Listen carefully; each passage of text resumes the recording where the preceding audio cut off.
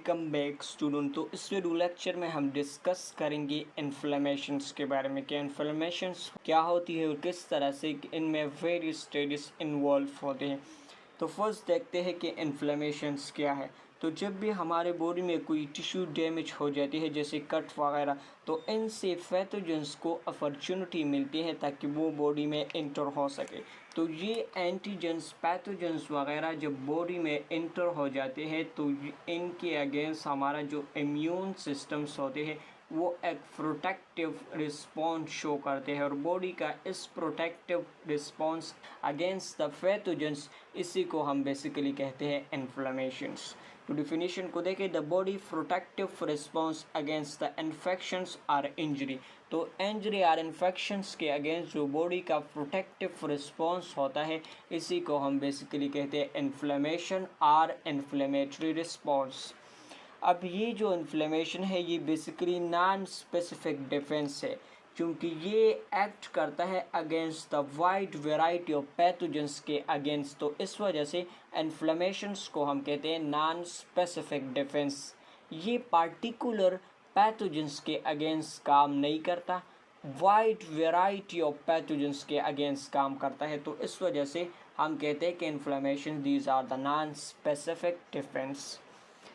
अब थर्ड देखें, it is the part of the second line of defence. तो second line of defence में हमारे पास कुछ WBC सेल्स आते हैं, इसके अलावा इंटरफ्यूरॉन्स एक कम्प्लीमेंट सिस्टम है और इनमें एक जो पार्ट है वो कहलाता है इन्फ्लेमेशंस। तो इन्फ्लेमेशन बेसिकली ये आता है सेकंड लाइन ऑफ डिफेंस और ये बेसिकली इननेट इम्यूनिटी का पार्ट है, इननेट इम्यूनिटी।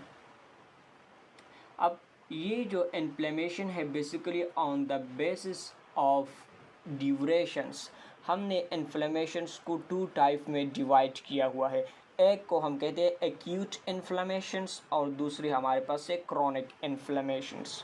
तो acute mean for a short period of time, तो ऐसी किस्म की इन्फ्लेमेशन जो कि शॉर्ट टाइम्स के लिए होती है तो इसी को हम कहते हैं एक्यूट इन्फ्लेमेशंस। ये स्ट्रॉन्ग एंड क्विक होती है। इसके अलावा जो हमारे पास क्रॉनिक इन्फ्लेमेशंस होती है ये ऐसे किस्म की इन्फ्लेमेशन होती है जो कि for long period of time के लिए होती है। तो जब भी कोई पैथोजेंस है वो एलिमिनेट नहीं हो रहा है तो इस वजह से इन्फ्लेमेशन का जो टाइम है वो बेसिकली लॉन्ग हो जाती है, जिसकी वजह से इसको फिर हम कहते हैं क्रॉनिक इन्फ्लेमेशंस।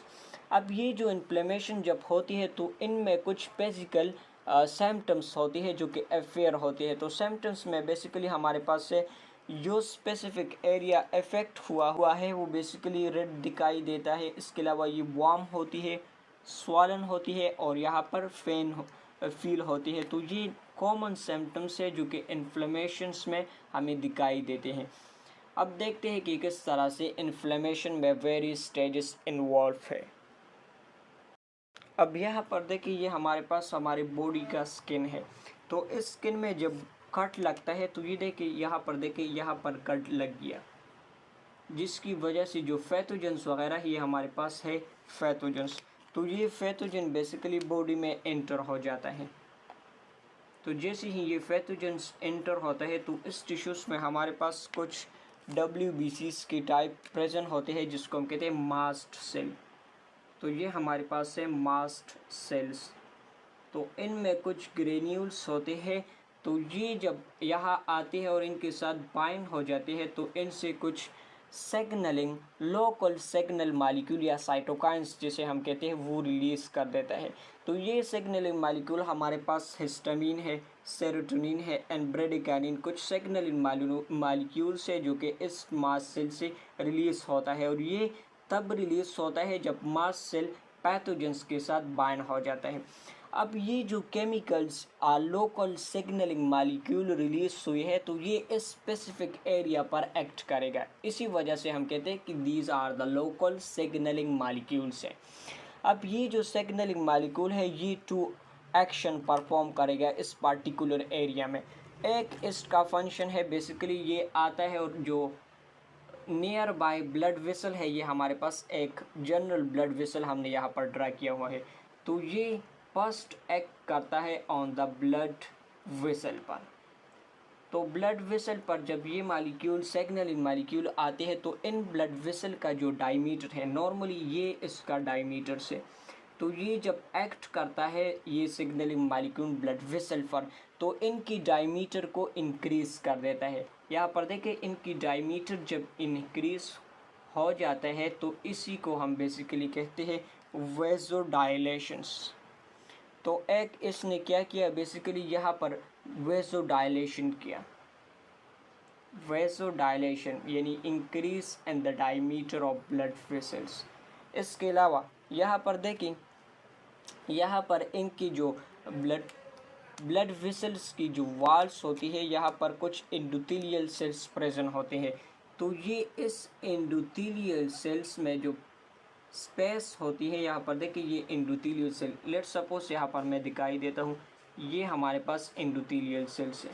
तो ये नॉर्मली इस तरह से प्रेजेंट होते हैं। तो जब भी ये केमिकल्स रिलीज होते हैं तो इन एंडोथेलियल सेल्स के दरमियान जो स्पेस होती है वो इंक्रीज होती है। लेट सपोज इस तरह से ये स्पेस इंक्रीज हुआ। तो ये स्पेस जब इंक्रीज हो जाते हैं तो इससे इन ब्लड वेसल्स की परमेबिलिटी इंक्रीज होती है, जिसकी वजह से यहाँ पर जो प्लाज्मा प्रोटीन्स वगैरह होती हैं वो यहाँ से मूव करके यहाँ पर इस इंटरस्टेशियल फ्लूइड्स में आती हैं।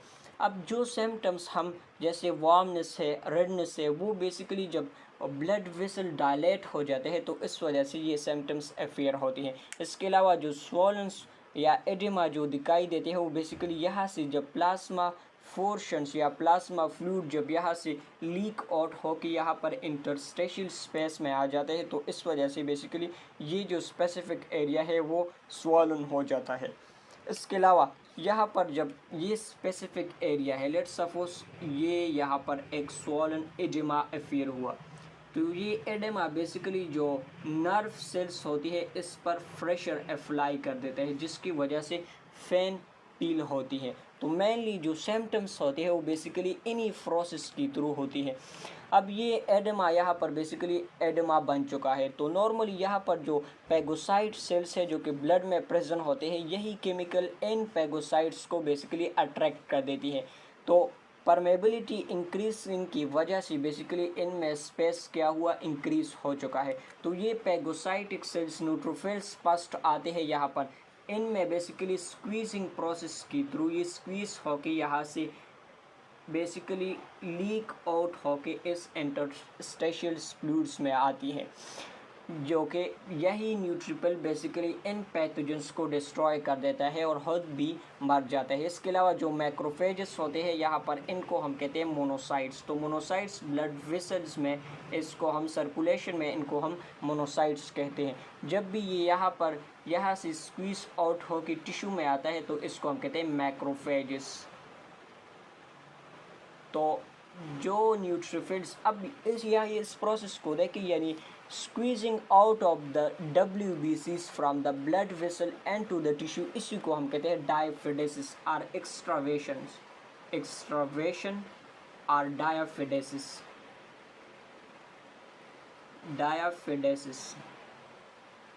तो इस प्रोसेस को जिसमें मैक्रोफेजेस वगैरह बेसिकली इन ब्लड वेसल्स के से स्क्वीज होके इस टिश्यूज़ में आता है, इसी को हम कहते हैं डायफिडेसिस।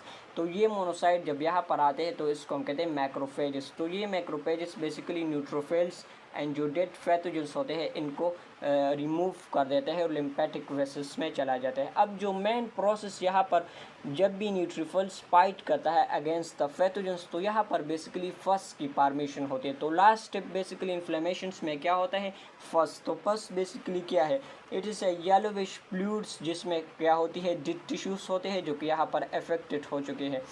इसके अलावा डेड पैथोजेंस जो कि बॉडी में एंटर हो चुके हैं, और यहाँ पर बेसिकली जो dead and live phagocytic cells जैसे न्यूट्रोफिल्स वगैरह होते हैं तो इनकी कंबाइनली कहलाता है पस। तो पस में बेसिकली क्या होती है, डेड टिश्यूज़ होते हैं जो कि अफेक्ट हो चुके हैं। इसके अलावा पैथोजेंस है और कुछ डेड और लाइव फाइगोसाइट न्यूट्रोफिल सेल्स वगैरह होती है, तो इसको हम कंबाइनली कहते हैं फस। अब ये जो अफेक्टेड एरिया है, लेट्स सपोज ये जो एरिया है जो कि अफेक्ट हो चुका है फ्रॉम द पैथोजेंस, इस एरिया को हम कहते हैं एब्सिस। यानी isolated area of the inflammation, जहाँ पर इन्फ्लेमेशन हो चुका है इस एरिया को हम कहते हैं एब्सिस। इसके फर्दर हमारे पास कुछ एग्जांपल है, जैसे बॉयल्स है, फॉस्यूल्स है, and the third one that is पम्पल्स।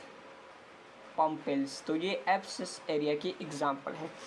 अब यहाँ पर देखिए इन्फ्लेमेशन, तो इन्फ्लेमेशन का ओवरऑल फंक्शंस क्या हुआ, पैथोजेंस को डिस्ट्रॉय करना, ये फर्स्ट फंक्शन इसका हुआ। दूसरा फंक्शन देखिए ये बेसिकली जो अफेक्टेड एरिया है इसको वापस रिपेयर करना, ये इन्फ्लेमेशंस का काम हुआ।